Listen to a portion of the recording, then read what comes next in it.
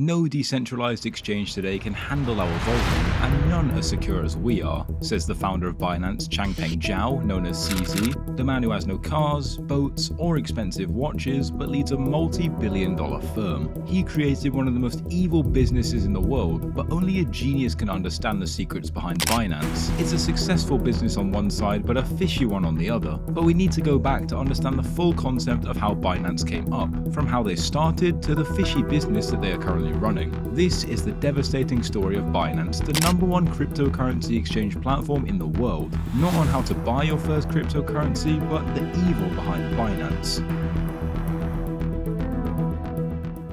Binance was created by the popular Changpeng Zhao and Yi He in 2017. Both of them previously worked for OKCoin in executive capacities. However, they quit OKCoin to start Binance, a platform for cryptocurrencies with most of its operations being based in China. Through combining the words binary and financial, the name Binance was created. Because of their prior expertise in the cryptocurrency industry, the co-founders had a better knowledge of the wants and demands of customers, which laid a solid foundation for Binance. They also introduced their own native utility currency, and the platform quickly expanded thanks to their creative ideas and excellent management. It scaled up to 3 million users within the first 6 months. Moreover, the platform was listed as one of the top 3 Bitcoin exchanges worldwide, and it's now the #1 crypto exchange in the world. But they're hiding something. Concern has been raised so far concerning Binance Smart Chain and its validator structure, which makes it far more centralized than its competitors. In a tweet from April 12th, Masari researcher Wilson Wittiam examined the BSC structure and noted that it is more centralized than most platforms. He also posted an infographic illustrating the relationships, saying that Binance Chain, a network run by just 11 validators, determines the validator set every day. The truth is, through a staking module run by Binance Chain validators, all BNB staking and delegation takes place on the Binance Chain. All BSC validator accounts are under the jurisdiction of these. Several of the third-party validators that BSC currently supports have close relationships to Binance. According to Wittiam's conclusion, users need to be aware that the network is not nearly as decentralized as the company says. And if you think that's surprising, just wait until we get to the second point.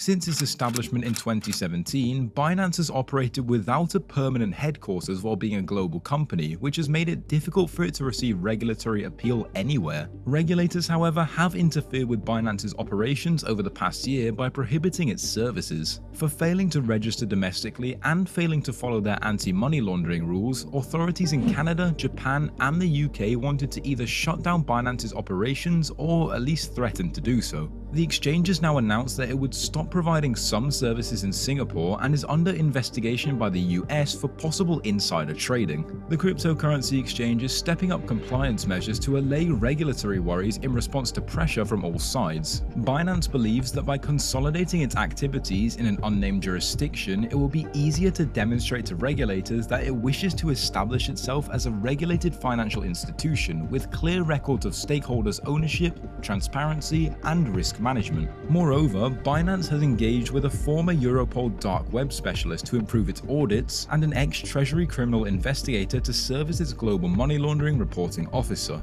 The rapid uptake of cryptocurrencies is driving record revenues while also keeping the sector in regulators' minds, which is forcing market participants to step up their compliance efforts. Now ask yourself, is this the control we requested for?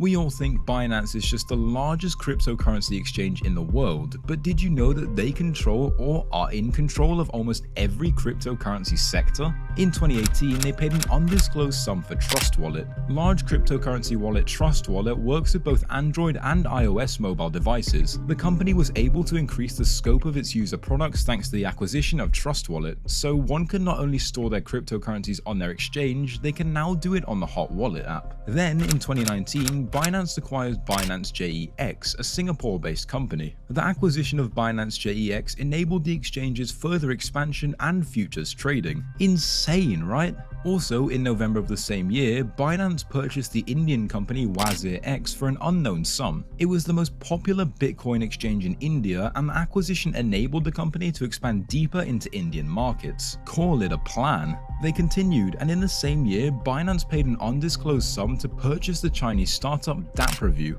DappReview is a ranking website that rates different decentralized app platforms. Undoubtedly, the company's expansion into the dApp market and content production were made possible by the acquisition. Stablecoins created by BXB are available everywhere and are backed one-to-one by the Korean won. With the acquisition, the business was able to deepen its entry into the South Korean market and increase the scope of its stablecoin products. They then saw the potential of CoinMarketCap, which might greatly benefit the company, so in 2020, for $400 million, Binance acquired CoinMarketCap. The company offers cryptocurrency data to users, assisting them in forming opinions and keeping them informed of news and events related to the industry. The acquisition improved the company's ability to produce cryptocurrency content and compile information on market trends. In the same year, Binance acquired Swipe.io, which is a cryptocurrency wallet that provides credit cards with cryptocurrency and fiat funding. This purchase allowed the company to expand its presence in the English market and start developing cryptocurrency-based financial products. With all this, don't you think they're trying to create a monopoly in this sector? How about you also have a look at their proof of reserves? We all know the FTX story on how it collapsed, and it was mainly because of using their native coin, FTT token, as the majority part of their reserves. When it comes to Binance, they might also be in trouble, not as much as FTX was, but just a little bit. But before that, since we're a new YouTube channel, it would be of utmost help if you would help fulfill our favor of just liking this video and subscribing.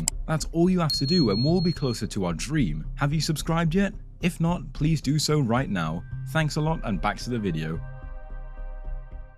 So in response to FTX's demise, Binance, the biggest cryptocurrency exchange in the world, disclosed information about its cold wallet reserves, revealing evidence of holdings in digital assets totaling more than $69 billion. It's all after Changpeng CZ Zhao, the founder and CEO of Binance, declared on Thursday, November 10th that his exchange remains devoted to openness, particularly in light of the liquidity crisis experienced by troubled cryptocurrency exchange FTX. So they published their proof of reserves, revealing the cold wallet addresses and balances of the top 6 cryptocurrencies listed on the exchange as part of its commitment to full transparency. As of November 10th, Binance owned 21.7 billion of its own stablecoin, BUSD, as well as 475,000 Bitcoin, 4.8 million Ether, 17.6 billion Tether, 601 million USD coin, and 58 million Binance coin. As of November, the total holdings of Binance were estimated to be worth $69 billion. But even then, there's a big problem. If you do the calculations, almost 50% or equivalent of their reserves are in their own coins, BNB and BUSD. Yes, BUSD is a stablecoin, but we've seen several stablecoins lose the $1 peg, so why should BUSD be an exception? The other reserves are also in Bitcoin and Ethereum, which are also risky in this crypto winter.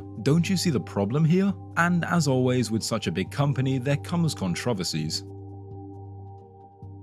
According to documents published by Forbes employees in October 2020, Binance's structure was purposely deceptive and created to trick US regulators. Moreover, it was created to demonstrate to users how to get around the company's IP block. Later, in 2021, the IRS and US Department of Justice initiated investigations into Binance following charges of fraud, money laundering, and tax evasions. Investigations are continuing to be conducted to this day, and most recently, in 2022, despite the Russian invasion of Ukraine, Binance resisted freezing Russian accounts. Later, they would change their tune and freeze accounts with at least 10,000 euros in them. So at the end, what can we say? Yes, buy from the exchange, but transfer your funds as soon as possible to either a hot wallet or cold wallet, and preferably a cold wallet. Anyway, what are your thoughts on Binance? Let us know in the comments down below. That's it from today's video. Please be sure to like and subscribe, and thank you very much for watching.